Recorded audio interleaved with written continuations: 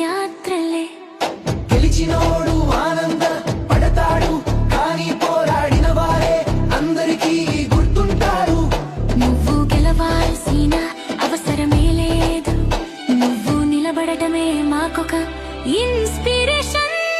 కన్నీళ్ళల్లు తుడుచుకో, కాలర ఎగరేసుకో, ఆకాశం నీ హద్దు, నువ్వు అసలే తగ్గొద్దు. తనుజా నువ్వు గెలిచావురా.